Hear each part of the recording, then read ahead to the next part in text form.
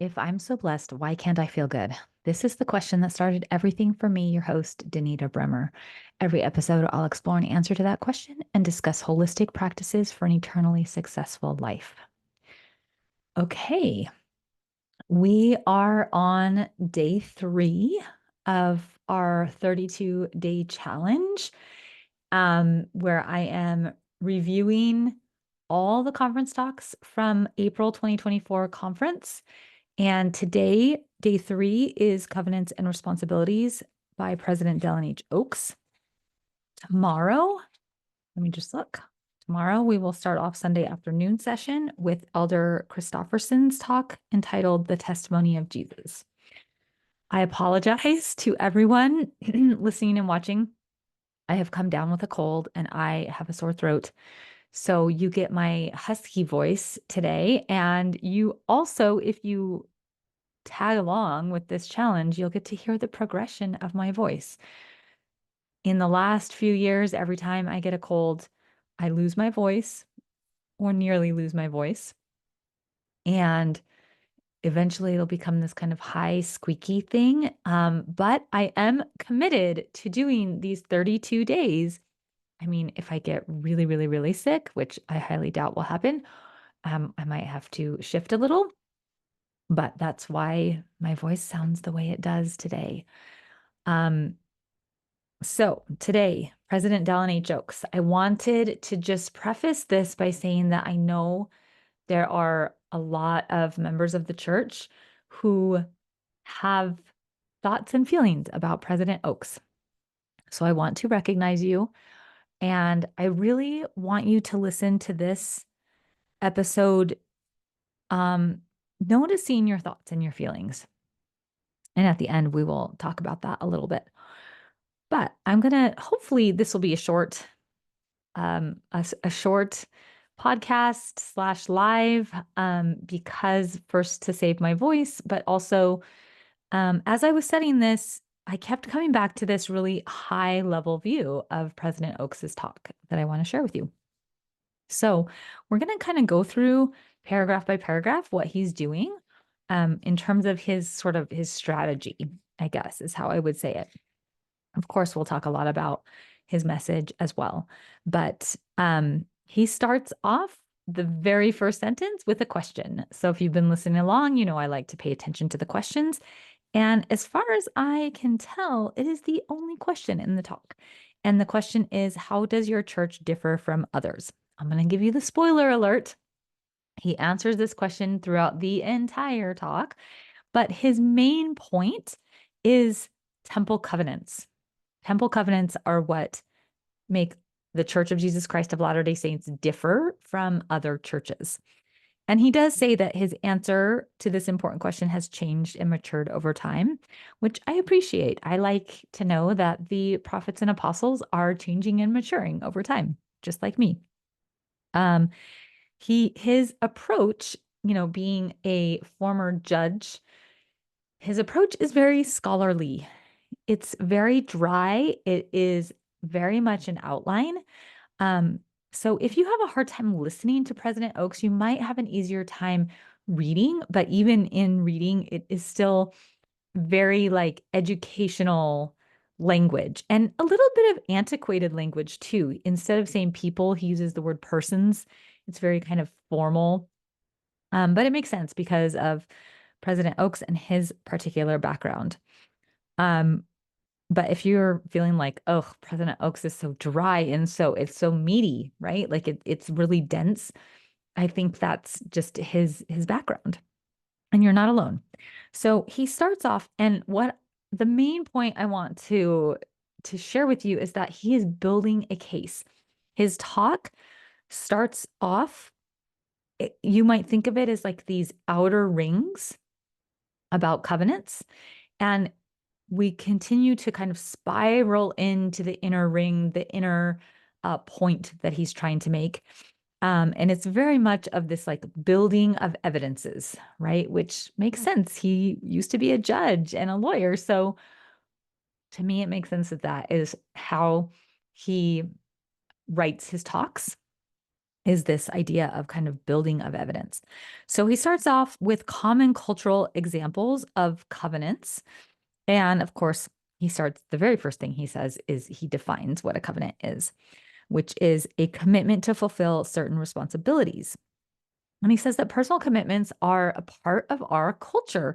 And he uses the examples of judges, military, medical personnel, and firefighters. And he talks about how these people in our culture have distinctive clothing, and their distinctive clothing signifies to everybody else who they are and what they have agreed to do. So if you think of a judge wears a robe, or a firefighter wears a uniform, when you see a firefighter in uniform, you know, oh, they're a firefighter. That's their job. That's what they have promised to do. But he also says that these distinctive clothing, or, badges, or anything that signifies their duties reminds that person of their own responsibilities. There's no magic in their distinctive clothing or symbols, he says, only a needed reminder of the special responsibilities the wearers have assumed. So this is kind of a nod to the temple garment, right? A lot of people that are outside of the church and don't understand the temple garment will say that it's like magic underwear, right? So I'm noticing that without saying it specifically, he is addressing some people's concerns or some people's thoughts. And then in part 2, he goes into religious examples, and he starts with Old Testament and other religions. He says that the Abrahamic covenant is fundamental to several great religious traditions. So he's saying covenants are part of lots of religious traditions, not just ours as members of the Church of Jesus Christ of Latter-day Saints. We read about this in the Old Testament. And then we read about this. Sorry, I have a cough drop and I apologize. We read about this in the Book of Mormon, in the first part of the Book of Mormon, which was written during the Old Testament period. So he's kind of like giving examples from lots of different places. And then he brings it to the latter days. So section 3 is about our church, the restored church of Jesus Christ. And he's talking about the covenants that the Lord mentioned very early on to Joseph Smith as he was restoring the church. And something that I thought was interesting is that President Oaks says, we also know that the scriptures young Joseph read most intensively, even before he was directed to organize a church, were the many teachings about covenants he was translating in the Book of Mormon. So Joseph Smith was really interested in the covenant language. And then he kind of has this little section about Joseph was well read in the Bible, so he would have known in the Old Testament and in the New Testament the covenant language, and it would have kind of been familiar to him what he was translating in the Book of Mormon. President Oaks says covenants were foundational in the restoration of the gospel. I think what he's really trying to say here is that this is not a new thing. And he starts with the covenant of baptism. He mentions sacrament. He mentions the first preface to the first publication of the church, which I don't think was the Book of Mormon yet, but the Lord in that first preface talks about how the inhabitants of the earth have strayed from mine ordinances and have broken mine everlasting covenant. So he's bringing lots of evidences of like covenants have been around a long time. It's not just part of our church, lots of other churches. We've got the Old Testament, we've got the New Testament, which, by the way, testament is another word for covenant. And we have it in the Book of Mormon. It's very consistent over all of these areas. And then he brings it to today. Today, we understand the role of covenants in the restored church and the worship of its members. We covenant at baptism. We covenant during the sacrament. He reiterates these covenants. We've been reminded by prophets about covenants and the covenant path that President Nelson uses. So he's bringing up the pillars of testimony, right? Having a testimony in the church, having a testimony of living prophets, having a testimony of former prophets like Joseph Smith. Of course, sprinkled throughout is Jesus Christ and the Book of Mormon. Those are the 5 pillars of testimony. And then in the next section, the last section, he brings it to the temple. So we can see here how he started with the outer culture and how it's not a foreign idea to have covenants or oaths that we make. And then he brings it into like other religions and then our religion, and now the heart of our religion, the temple. And he mentions Jesus Christ and Joseph Smith in the temple.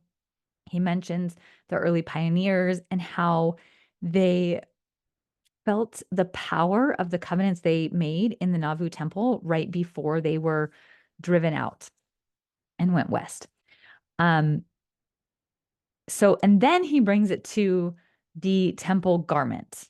So he's kind of like bringing it back to this idea of distinctive clothing.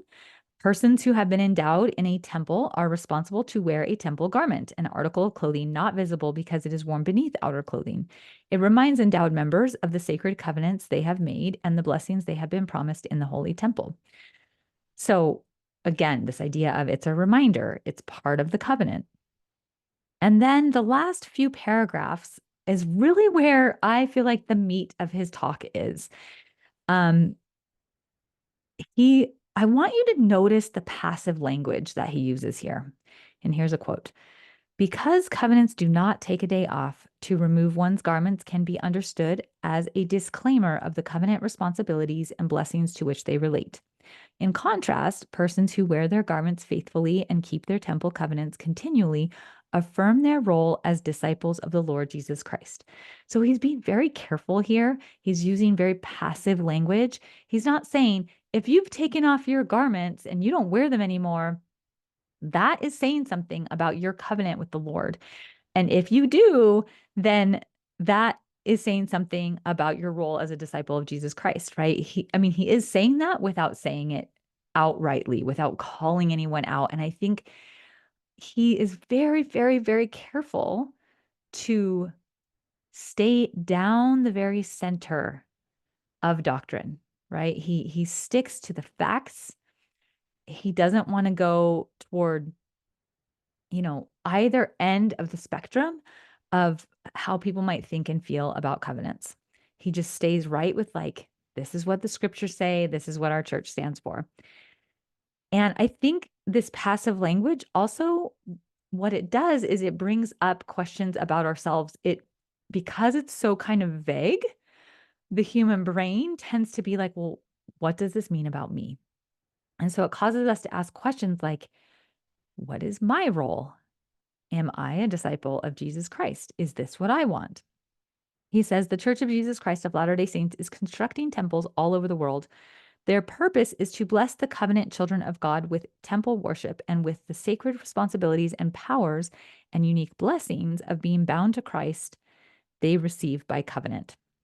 So without using the word invitation, this feels like an invitation to me. He's speaking both to covenant keeping members of the church, that the saying, reiterating that the blessings of the temple are for covenant members of the church. But in kind of what isn't spoken is like, if you're not a covenant member, then come and partake of these blessings. And I think the question that it begs in our minds is, do I want to be the covenant children of God? Do I want these blessings? Does that sound good to me? And then he ends with saying the Church of Jesus Christ is known as a church that emphasizes making covenants with God. I could have started with this paragraph, you guys. This paragraph is like his thesis statement. I'm going to continue. Covenants are inherent in each of the ordinances of salvation and exaltation this restored church administers. The ordinance of baptism and its associated covenants are required for entrance into the celestial kingdom. The ordinances and associated covenants of the temple are required for exaltation in the celestial kingdom, which is eternal life, the greatest of all the gifts of God, which is from a scripture. That is the focus of the Church of Jesus Christ of Latter-day Saints. And then he testifies and he proclaims his blessing onto all who seek to keep their sacred covenants. And so that final paragraph before his testimony is his thesis statement. And it basically re-says in a more succinct way everything that he said in this talk. The church has always been known for covenants. Covenants are how we bind ourselves to the Lord. We have covenants at multiple different levels: baptism, sacrament, and the temple. Their requirement for exaltation, right? Salvation and exaltation. And that is the focus of the Church of Jesus Christ of Latter-day Saints. It always has been, it always will be. It's very clear. And he doesn't like many of the prophets and apostles, they will say, I invite you to. He doesn't really say that, but it's very clear what his message is, that covenants are an essential and central part of our faith, and that it's your choice to make and or keep covenants. And he doesn't really point it out really strongly, but there's a couple different areas where he talks about the power of the covenants. One of them is when he talked about early church history and the saints, how they testified that they felt power from receiving their endowments in the Nauvoo temple. And then at the end of his talk, he talks about the purpose is to bless the covenant children of God with temple worship and with the sacred responsibilities and powers and unique blessings, right? So we promise to do something, which is keep our covenants, and the Lord promises in response, which is giving us power and blessings. So I think that's an important part to remember, right? That we don't make and keep covenants for no reason. We get something in return. And I think President Oaks is wanting us to know that and saying, like, just like judges and police officers and firefighters and medical personnel, they are doing things. They are sacrificing themselves in many, many ways, but they get something in return, right? They feel like their lives are valuable, that they're giving back to society. That's a different conversation. I went through and I circled, you can see in my notes, I circled every time that he used the word covenant, and then I went through and counted them. And he, in this talk, used the word covenant or covenants 45 times. Occasionally there might be like a derivative of the word, like covenantal. I think it was always covenants or covenant. And then he used a synonym for covenant 14 times, like oath or responsibility, that kind of thing. And the thing I wanted to talk about here at the end is something that I learned from Jared Halverson, who has the Unshaken YouTube channel and podcast. And he has pointed out multiple times in the past, as I've listened to his podcast, that President Oaks is really, really careful to stay at celestial center. That and Jared Halverson points this out beautifully in his study of scripture, where he, and it's from a quote from Joseph Smith about proving contraries, like holding two opposites together. The most famous one is justice and mercy. Justice and mercy seem like they're on opposite ends of a spectrum, but we have to hold them together. And we can't go all the way to the side of justice and be like, keep the commandments or else, you're damned, because there's also mercy. And so, but if we go all the way to the side of mercy, then that's not right either. So we have to stay in this central zone of, like, when we bump up against these extremes, and the visual that Jared Halverson has used is like a bowling alley, right? That if you have the bumpers up, then it keeps the bowling ball in the alley down all the way to the end of the lane. And this is something that President Oaks does very, very beautifully. No matter how you feel about him, what your thoughts are, he does stay in celestial center. His language shows this. And so my question, my curiosity to you is, what did you hear from this talk? Did you hear the justice side of things?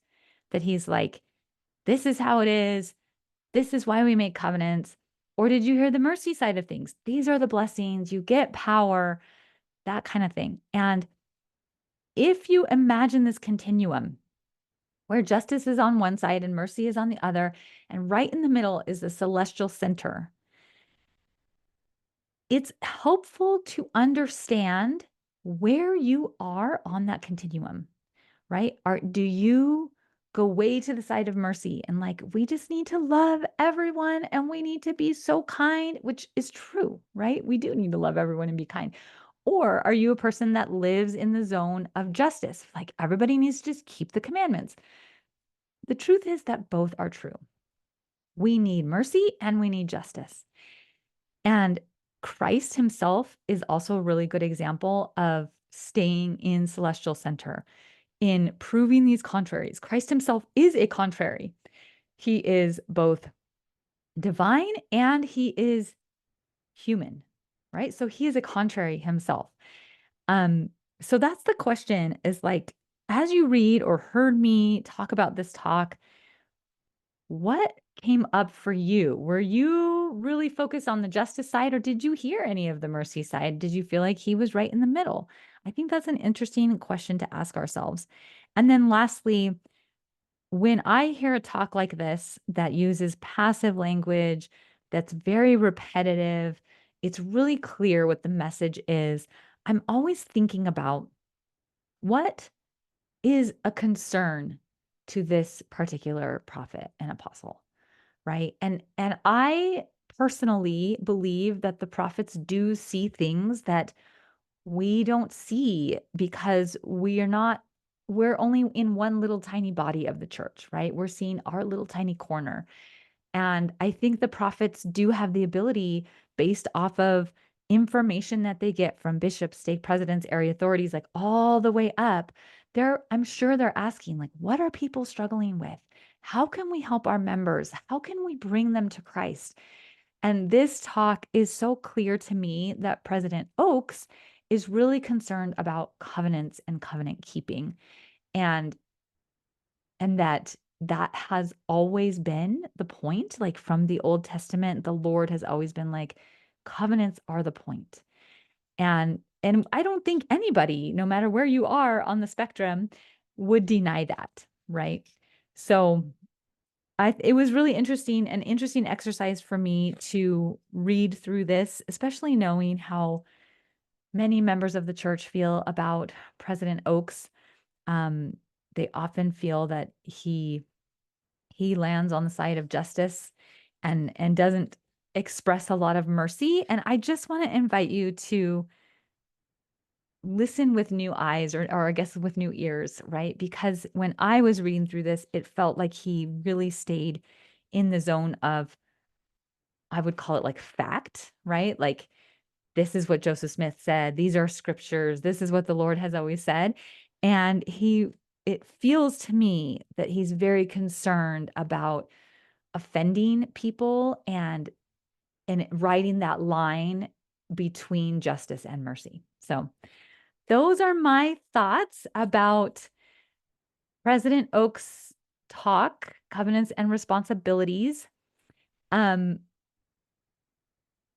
If so, the question on my podcast that I always mention, something just happened here and it stopped recording. So the question on the podcast that I always mention is, if I'm so blessed, why can't I feel good? And hold on just a second, you IG people that are here with me live, thank you for being here. Something just happened on my podcast that, like, it doesn't like my sound now and it's not recording.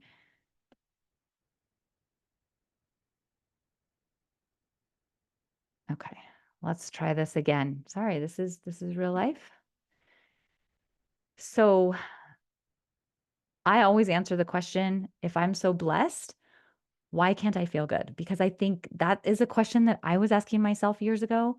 And there are a few different answers to this question based off of this talk, but the one I decided to mention is, if you feel blessed but not good, maybe you don't know where you are in relation to Celestial Center, because if you are way on the mercy side, you might be really sensitive to talk about justice. And if you are way on the justice side, you might be really sensitive to talk about mercy.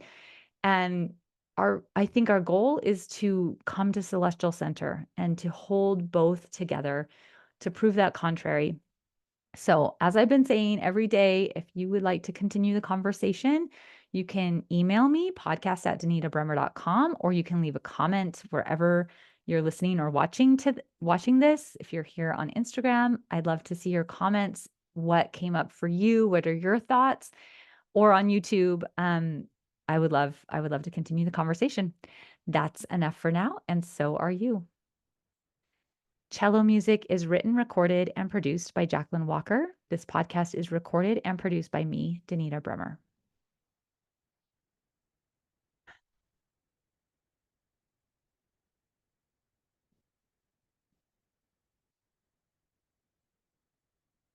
Turn off the Zoom.